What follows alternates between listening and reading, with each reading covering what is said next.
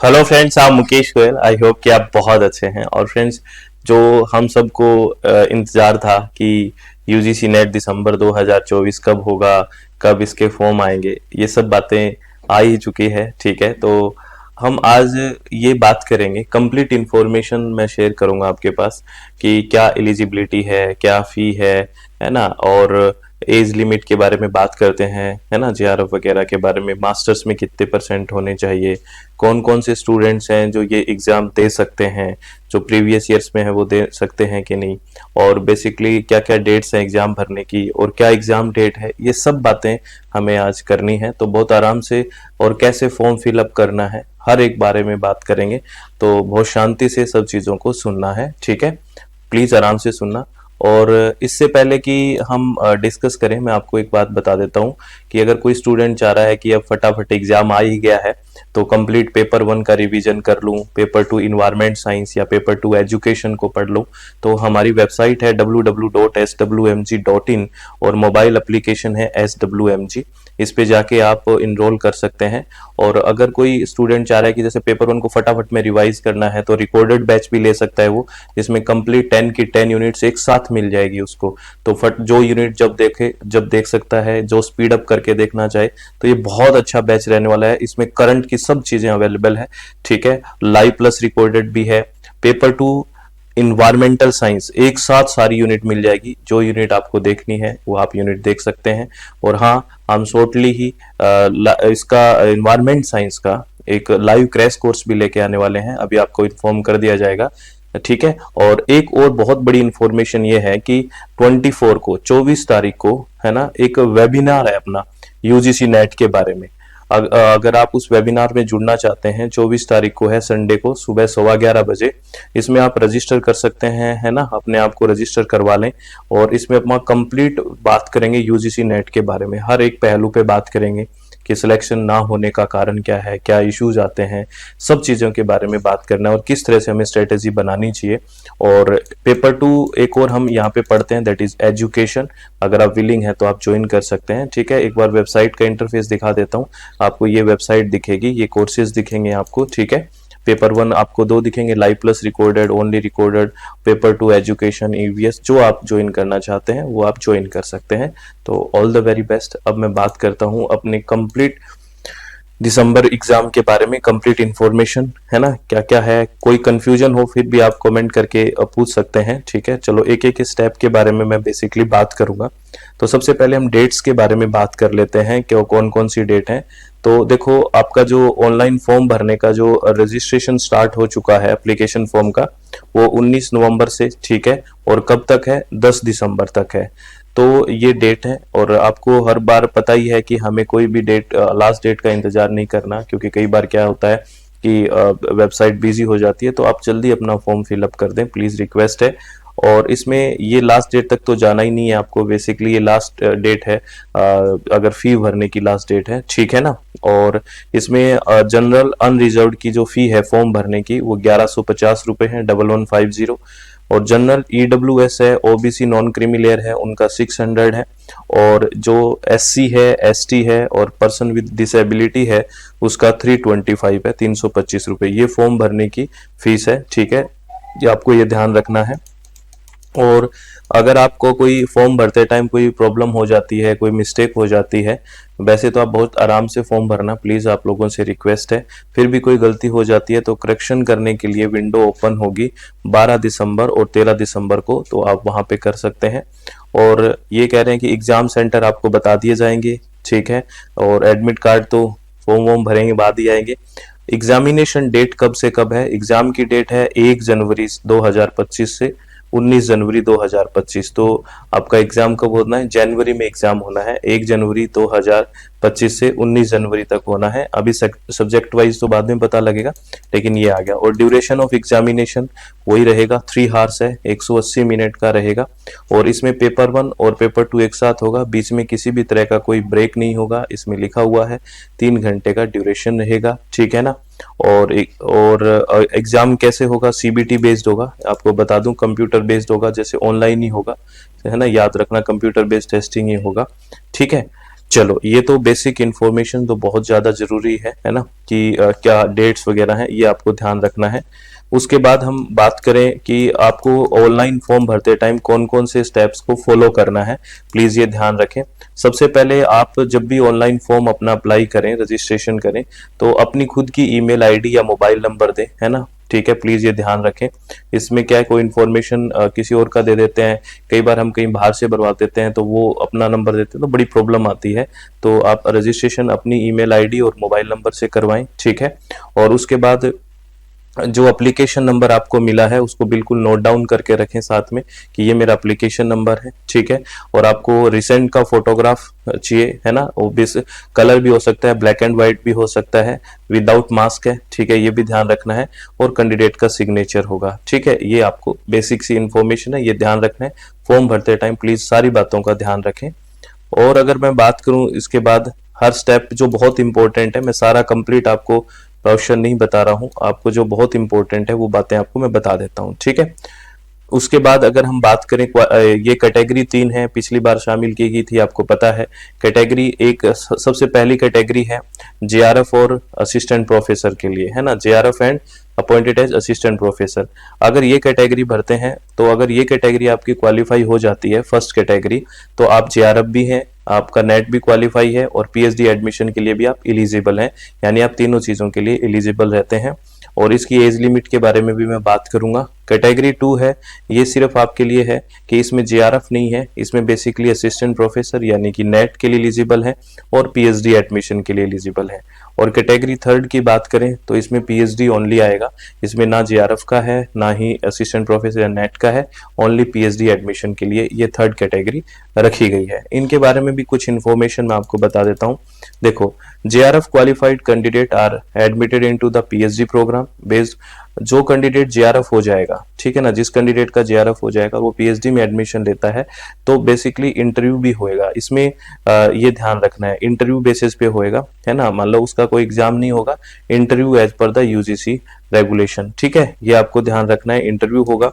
और अगर आप कैटेगरी 2 और कैटेगरी 3 में, यानी कि ओनली आप नेट और पीएचडी या फिर ओनली पीएचडी करते हैं, तो उसके लिए आपको क्या है, डिफरेंट होगा। उसमें बेसिकली आपको नेट का स्कोर, अगर नेट क्वालिफाई करते हैं तो 30% तो 70% तो नेट का वेटेज रहेगा, 70% वेटेज रहेगा नेट के स्कोर का, और 30% रहेगा जो इंटरव्यू दिया जाएगा आपका, उसका रहेगा। ये आपको ध्यान रखना है। और आप ये 3rd पॉइंट पढ़ो, for the admission marks obtain in net. आपको पता है, अगर आपने जो मार्क्स प्राप्त किए हैं नेट के एग्जाम में कैटेगरी 2 में और कैटेगरी 3rd में, तो आपका जो वो सर्टिफिकेट पीएचडी एडमिशन के लिए जो रहेगा वो वैलिड रहेगा 1 ईयर के लिए, है ना, 1 ईयर के लिए वैलिड रहेगा। ये आपको ध्यान रखना है, 1 साल के लिए वैलिड रहेगा, मींस वो जो मार्क्स होंगे वो 1 साल के लिए वैलिड है आपको पीएचडी एडमिशन के लिए। नेट है वो लाइफ टाइम एलिजिबल है, मैं ये नहीं कह रहा हूँ, बट मैं ये कह रहा हूँ कि आपको पीएचडी में एडमिशन लेना है तो वो जो स्कोर है वो 1 साल के लिए एलिजिबल है, ये आप ध्यान रखें, ठीक है। चलो, विद इन 1 ईयर आपको एडमिशन ले लेना है, ये बात ये कह रहे हैं उस स्कोर के आधार पे, ठीक है। मोड ऑफ एग्जामिनेशन हमने बात कर ली, सीबीटी बेस्ड है, यानी कि कंप्यूटर बेस्ड टेस्टिंग होगी ओनली, कोई हाइब्रिड वगैरह नहीं है, ठीक है। और यही ऑब्जेक्टिव टाइप क्वेश्चंस होंगे, 100 क्वेश्चन होंगे, 50 क्वेश्चंस होंगे पेपर 1 में और 100 क्वेश्चंस होंगे पेपर 2 में, और वही 200 नंबर का और 100 नंबर का 300 मार्क्स का हो गया। और कोई भी नेगेटिव मार्किंग नहीं है, इसमें भी कोई इंक्लूड नहीं किया गया है, ठीक है ना। और एक बात ध्यान रखें, अब मीडियम ऑफ पेपर में जो ऑप्शन आप सिलेक्ट करें वो बहुत ध्यान से सिलेक्ट करें। इसमें 2nd पॉइंट देखिए, option for medium of question paper, option for, याद रखना कि जो ऑप्शन है बेसिकली जो आपको रखना है मीडिया क्वेश्चन पेपर का, should be carefully chosen by the candidate while filling the application form online. The option once exercise can't be changed. अगर एक बार आपने ऑप्शन ये कर दिया है, जो भी अपना मीडियम जो आपने सिलेक्ट कर दिया है उसको आप वापस से चेंज नहीं कर पाओगे। तो आप लोगों से रिक्वेस्ट है कि ऑप्शन सिलेक्ट करते टाइम, यानी कि किस मीडियम में आपको क्वेश्चन पेपर चाहिए, उसके लिए आप प्लीज ध्यान से समझें कि उसको अच्छे से सिलेक्ट करें, नहीं तो वापस इसको चेंज करने का आपको मौका नहीं मिलेगा। ये ध्यान रखना है आपको। ठीक है ना। और नेगेटिव मार्किंग है नहीं, सीधा लिखा है there is no negative marking for incorrect response. तो हमें सारे क्वेश्चन करने हैं मोस्ट अप्रोप्रिएट, लिखा हुआ है ना, there is no negative marking, candidate need to choose one of the most appropriate option as a correct answer. ठीक है, जो आपको मोस्ट अप्रोप्रिएट लगता है वो आप सेलेक्ट कर लें। ठीक है, उसके बाद एलिजिबिलिटी वाले बारे में बात करें तो एलिजिबिलिटी, अगर आप जनरल कैंडिडेट है, अनरिजर्व या जनरल ईडब्ल्यूएस है, तो आपका 55% मार्क्स होना चाहिए। ठीक है ना, मास्टर्स डिग्री में विदाउट राउंडिंग ऑफ, यानी कि ऐसा नहीं कि 54 पॉइंट समथिंग है, ये नहीं, 55% मिनिमम आपके पास होना चाहिए। अगर बात करें एससी है, एसटी है, ओबीसी है, ठीक है ना, नॉन क्रीमी लेयर, तो उनके लिए है 5% का छूट है ना, वो कितना है, उनके लिए 50% है, आपको ये ध्यान रखना है आपके मास्टर्स के अंदर, है ना। और जो एक बात और है, जैसे आप प्रीवियस ईयर में हैं तो भी आप इस नेट का एग्जाम दे सकते हैं एमएससी के अंदर, क्योंकि इसमें लिखा हुआ है such candidate must complete their master degree और equivalent examination within 2 year from the date of NET result with required percentage of marks failing which they shall be treated as disqualified। Basically आपने मान लो previous year में MSc में दिया है या कोई MA कर रहे हो, कहीं पे भी आप मास्टर्स कर रहे हो, तो आप प्रीवियस ईयर में भी दे सकते हैं, क्योंकि वो जो आपका रिजल्ट आया है उसके बाद आपको 2 साल में डिग्री कंप्लीट करनी हो तो 2 साल में तो हो ही जाएगी, है ना। लेकिन हाँ, वो परसेंटेज आपको उतना लेके आना पड़ेगा, 55 और 50%, ये आपको ध्यान रखना है। ठीक है ना। और जो सिर्फ एडमिशन टू पीएचडी के लिए बेसिकली उसने कैंडिडेट क्वालिफाई किया है, तो वो तो 1 ईयर के लिए रहेगा रिजल्ट वैलिड, ये आपको ध्यान रखना है ना। तो जो पीएचडी में एडमिशन लेना चाहता है उसको तो 1 ईयर का मौका मिलेगा, तो वो फाइनल ईयर में वही दे, क्योंकि उसका 1 साल के बाद तो स्कोर खत्म ही हो जाएगा। ये आपको ध्यान रखना है, जो पीएचडी में एडमिशन की बात है। ठीक है। और जो कैंडिडेट 4 साल की डिग्री है बेसिकली, जिसमें 8 सेमेस्टर होते हैं बैचलर डिग्री, वो भी इस एग्जाम के लिए फॉर्म फिलअप कर सकते हैं। मिनिमम 75% मार्क्स होने चाहिए, एग्रीगेट है ना, ये आपको ध्यान रखना है।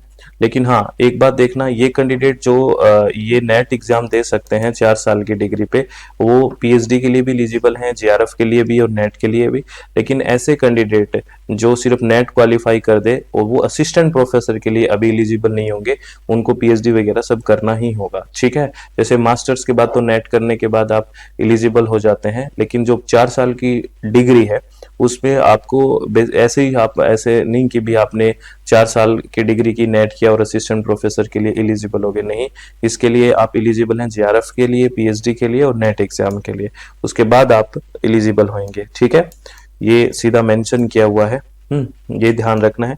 और आपके लिए क्या इंफॉर्मेशन है जो जरूरी है, अगर मैं एज लिमिट की बात करूं, पहले मैं जेआरएफ के लिए बात करूं तो जेआरएफ 30 साल है ना, 30 ईयर्स है ना, जनरल बॉयज के लिए बेसिकली, है ना, ये 30 ईयर है।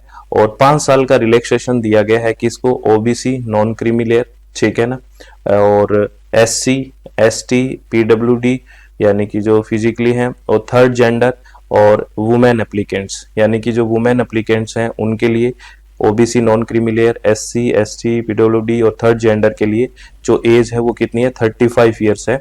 किसके लिए, जेआरएफ के लिए, ये आपको ध्यान रखना है। और बाकी जो जनरल कैंडिडेट हैं, जो बॉयज हैं, है ना, जो मेल कैंडिडेट है उनका कितना है, 30 ईयर्स है, ये ध्यान रखना है। जेआरएफ के लिए बात कर रहा हूं मैं, क्योंकि नेट के लिए कोई भी, असिस्टेंट प्रोफेसर के लिए या नेट के लिए कोई भी अपर एज लिमिट नहीं है, ये ध्यान रखना। और जो थर्ड कैटेगरी है एडमिशन टू पीएचडी, उसके लिए भी कोई अपर एज लिमिट नहीं है, सिर्फ जेआरएफ के लिए अपर एज लिमिट है, मैं आपको बता दिया है, वो 30 और 35 है, ये आपको ध्यान रखना है। ठीक है, तो ये सारी बातें थी फ्रेंड्स जो आपके लिए बहुत ज़्यादा ज़रूरी थी। तो आपको एग्ज़ाम के लिए बहुत बहुत सारी शुभकामनाएं, और आप अच्छे से फॉर्म फिलअप करना, बिना किसी टेंशन के, अपना चित्त शांत रखना। अगर आप हमारे साथ जुड़ना चाहते हैं और अच्छे से तैयारी करना चाहते हैं तो मैं आपको बता दूं कि पेपर 1 का एक कंप्लीट बैच, एक रिकॉर्डेड भी है, एक साथ जैसे ही आप ज्वाइन करते हैं आपको 10 की 10 यूनिट्स मिल जाएगी, हिंदी और इंग्लिश माध्यम में, कंप्लीट है, आराम से देख सकते हैं, स्पीड अप करके देख सकते हैं, उसको फटाफट अपना रिवीजन आप कर सकते हैं। तो अगर आप विलिंग हैं तो पेपर 1 का रिकॉर्डेड बैच भी ज्वाइन कर सकते हैं। पेपर 1 का लाइव प्लस रिकॉर्डेड बैच भी है, वो भी आप अगर विलिंग है तो ज्वाइन कर सकते हैं। पेपर 2 इन्वायरमेंटल साइंस का बैच है, अगर आप विलिंग हैं तो ज्वाइन कर सकते हैं, एक साथ 10 की 10 यूनिट मिल जाएगी।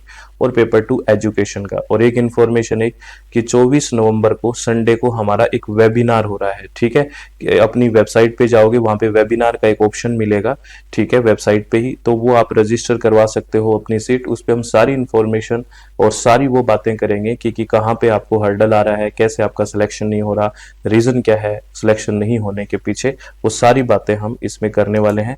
जैसे मैं आपको दिखाऊं ना, तो ये सारे बैचेज हैं पेपर 1 के लिए।